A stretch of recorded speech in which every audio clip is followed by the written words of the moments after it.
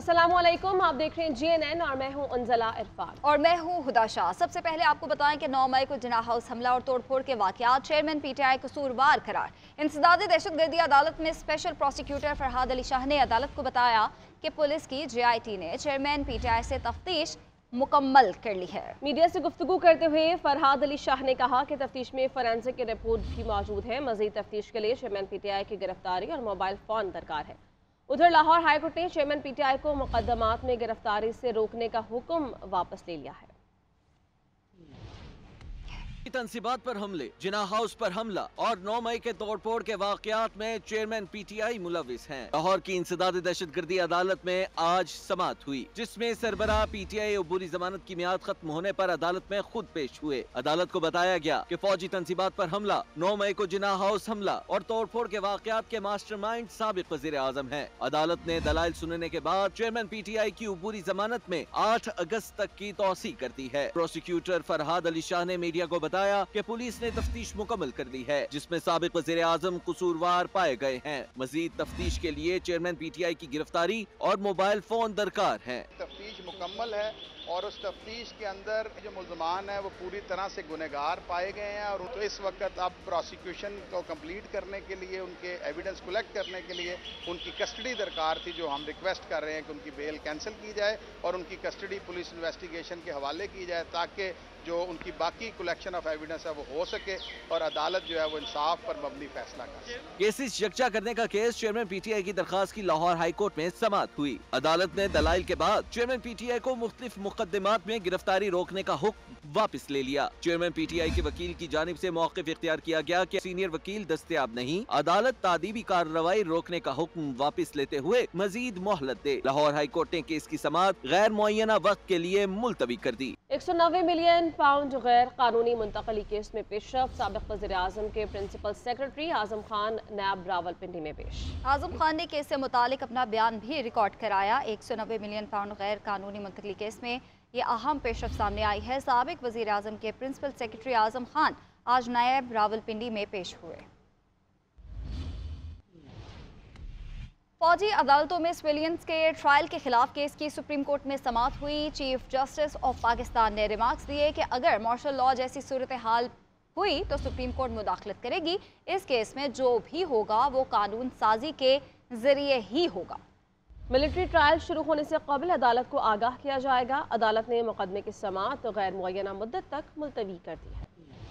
सानिहा 9 मई बारे फौजी अदालतों में ट्रायल बारे केस चीफ जस्टिस की सरबराही में सुप्रीम कोर्ट के 6 रुकनी बेंच ने समाअत की। मुल्जिमान को अपील का हक देने के लिए हुकूमत की अदालत से मोहलत की इस्तदा। चीफ जस्टिस पाकिस्तान ने रिमार्क्स दिए कि इस केस में जो भी होगा वो कानून साजी के जरिए ही मुमकिन है। मिलिट्री ट्रायल शुरू होने से कबल अदालत को आगाह किया जाएगा। जस्टिस याहिया आफरीदी ने इस्तफसार किया कि क्या आर्मी एक्ट बुनियादी इंसानी हुकूक के दायरे से खारिज है। अटॉर्नी जनरल ने जवाब दिया कि जी, आर्मी एक्ट पर बुनियादी इंसानी हुकूक का इतलाक नहीं होता। वकील लतीफ खोसा ने कहा कि अटॉर्नी जनरल बहुत माहिराना तरीके से केस लेकर चल रहे हैं। ट्रायल के लिए कानून में तरमीम करके अदालतें क्यों नहीं बना देते। जियाउल हक के वक्त से मिलिट्री ट्रायल हो रहे हैं। चीफ जस्टिस पाकिस्तान ने कहा ये जिया का दौर नहीं, मार्शल लॉ नहीं लगा हुआ। अगर मार्शल लॉ जैसी सूरत हाल कभी हुई तो सुप्रीम कोर्ट मुदाखलत करेगी। अटॉर्नी जनरल ने अपील का हक देने के मामले पर अदालत से मोहलत की इस्तदा की। मंसूर उस्मान अवान ने कहा कि इस मामले पर बहुत मोहतात रहकर गौर की जरूरत है। कुछ चीजों का मैं जिक्र नहीं कर रहा, बहुत कुछ जहन में रखना होगा। चीफ जस्टिस पाकिस्तान ने अटॉर्नी जनरल से सवाल किया कि आपको कितना वक्त दरकार है। अटॉर्नी जनरल ने इस्तदा की कि 1 महीने का वक्त दे दिया जाए। दरख्वास्त गुजारों की हुक्म इम्तना की दरख्वास्त पर चीफ जस्टिस ने कहा कि जब ट्रायल ही शुरू नहीं हुआ तो कैसे हुक्म इम्तना, जिसके बाद सुप्रीम कोर्ट ने मुकदमे की समाअत गैर मुअय्यना मुद्दत तक मुलतवी कर दी। वज़ीर खजाना इसहाक डार ने IMF मुआहिदे की दस्तावेजात कौमी असम्बली में पेश कर दी। कहा कि जिस मेंबर को दस्तावेज पढ़नी है वो पढ़ सकता है। ऐवान में इजहार ख्याल करते हुए कहा कि ज़राअत और तामीरात पर कोई टैक्स नहीं लगाया जाएगा। क्रेडिबिलिटी गैप की वजह से नवा जायजा ताखीर का शिकार हुआ। साबिक हुकूमत की पॉलिसीज़ की वजह से हमें मुश्किलात का सामना करना पड़ा। पूरी कोशिश है कि IMF मुआहिदे पर नवा रिव्यू हो जाए। 8.7 अरब डॉलर स्टेट बैंक के ज़खायर हैं। कोशिश है मुल्क को मुआशी तौर पर मुस्तहकम करके छोड़ कर जाएँ। ऐसी पॉलिसीज़ बनाएं जिनसे महंगाई कम हो।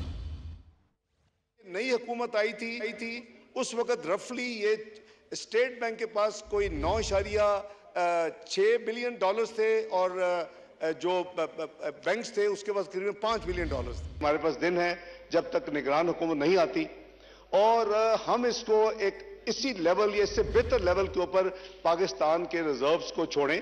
ہماری یہ بھی کوشش ہے کہ ایسی پالیسیز ہم کم از کم جو ہم نے شروع کی ہیں اس پہ آنے والے وقت میں جو مہنگائی کا طوفان ہے اس کو تھمنا چاہیے, اس کو نیچے جانا چاہیے.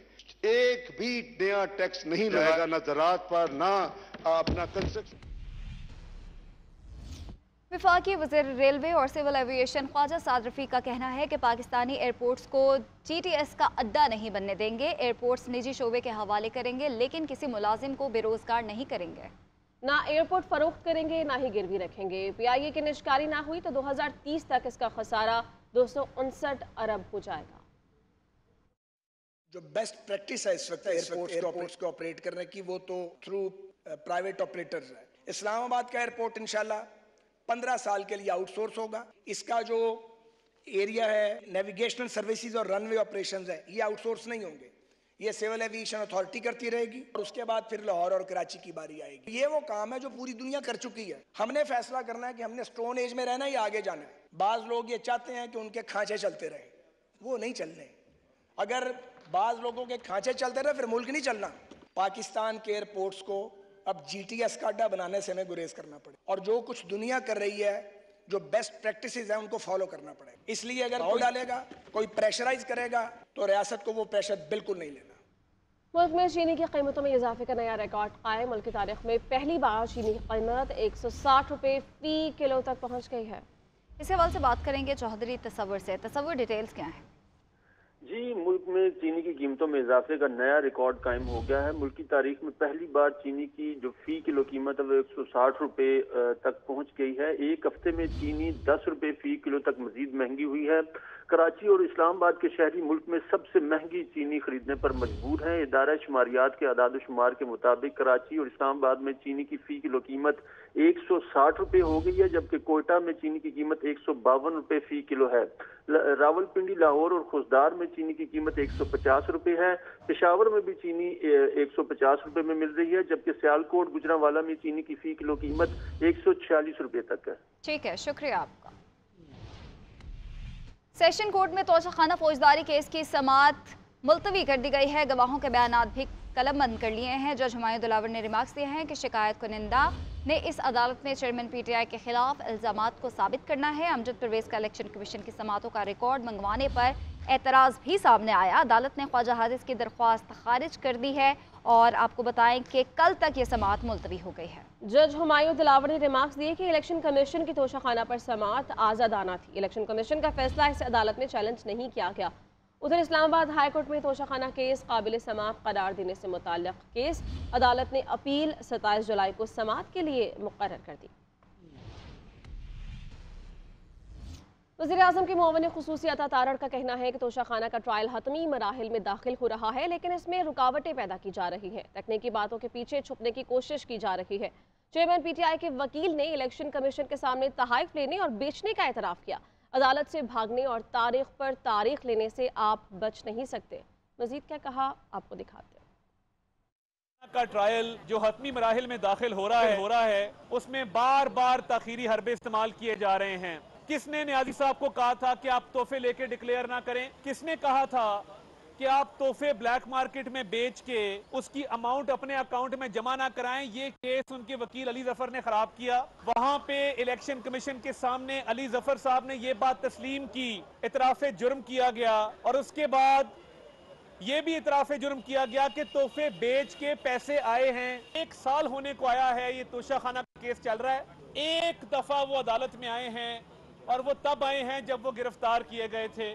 تو یہ توشہ خانہ کے کیس میں جو غیر حاضری ہے اور جو وہ پیش نہیں ہو رہے, اس کی کیا وجہ ہے؟ اس کی وجہ یہ ہے کی ہے چوری پکڑی گئی ہے, رسیدیں جعلی ہیں. ہمیں استحکام پاکستان پارٹی کے رہنما فواد چودھری کا کہنا ہے کہ فی الحال ملک میں الیکشن ہوتے نظر نہیں آ رہے ہیں. اسلام آباد کی سیشن عدالت میں میڈیا سے گفتگو میں ان کا کہنا تھا کہ پنجاب اور کے پی میں آئین میں دی گئی مدت کے تحت انتخابات نہیں ہوئے تو اب انتخابات کو جتنا مرضی آگے لے جایا جا سکتا ہے.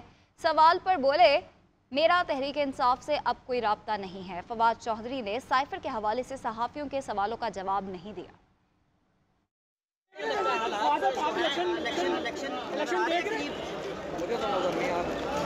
तो आप क्या देखें, कंटिन्यू ये निगरान सेटअप करेगा या शहबाज शरीफ साहब करेंगे? जब आपने पंजाब में केपी में इलेक्शन नहीं, एक 90 दिनों में जो आइन की शिक थी वो ख़त्म हो गई, तो फिर आप जब मर्जी तो पीटीआई से कोई रब्ता, कोई कॉन्टैक्ट नहीं, मेरा कोई रब्ता नहीं। पाकिस्तान स्टॉक एक्सचेंज में तेजी का रुझान, 100 इंडेक्स में 600 से ज़ायद पॉइंट्स का इजाफा हुआ और मार्केट 46,000 की नफसियाती हद उबूर कर गई। पाकिस्तान स्टॉक एक्सचेंज में तेजी का रुझान बरकरार है। इंडेक्स में 600 से ज़ायद पॉइंट्स का इजाफा हुआ है, जबकि मार्केट 46,000 की नफसियाती हद भी उबूर कर गई है। वज़ीर आज़म शहबाज शरीफ का कहना है कि आने वाले 2-3 सालों में पाकिस्तान अपनी IT बरामदात को $25 बिलियन तक ले जा सकता है। IT सेक्टर में सरमायाकारी से बेरोजगारी जैसे मसाइल से निपटने में मदद मिलेगी। पाक फौज के ताउन से IT सेमिनार के इनेकाद को आलमी सतह पर सराहा गया। सऊदी अरब की मशहूर कंपनी का IT के शोबे में सरमायाकारी करने में दिलचस्पी का इजहार। आप रिपोर्ट देखिए। वज़ीर आज़म शहबाज शरीफ का कहना है कि गुज़श्ता रोज़ IT से मुतल्लिक कौमी सेमिनार का इनेकाद पाकिस्तान को IT का हब बनाने का आगाज़ है। पब्लिक और प्राइवेट सेक्टर से स्टेक होल्डर ने बड़ी तादाद में सेमिनार में शिरकत की। आने वाले 2-3 सालों में पाकिस्तान अपनी IT की बरामदात को $25 बिलियन तक ले जा सकता है। IT सेक्टर में सरमायाकारी से बेरोजगारी जैसे मसाइल से निपटने में मदद मिलेगी। इधर इस्लामाबाद के मकामी होटल में कौमी IT सेमिनार का इनेकाद किया गया। मंसूबे के तहत IT बरामदात को बढ़ाने और जदीद टेक्नोलॉजी के फरोग के लिए काम किया जाएगा। सऊदी अरब की मशहूर कंपनी वॉक के CEO समीर जुनैद ने पाकिस्तानी यूथ की IT सेक्टर में काबिलियत को सराहा। समीर जुनैद का कहना था कि IT सेक्टर में पाकिस्तानियों का बहुत तजर्बा है। मैंने पाकिस्तान में बहुत ज़हीन और काबिल लोग देखे हैं। जायका की मिसेज आयशा ने कहा कि जापानी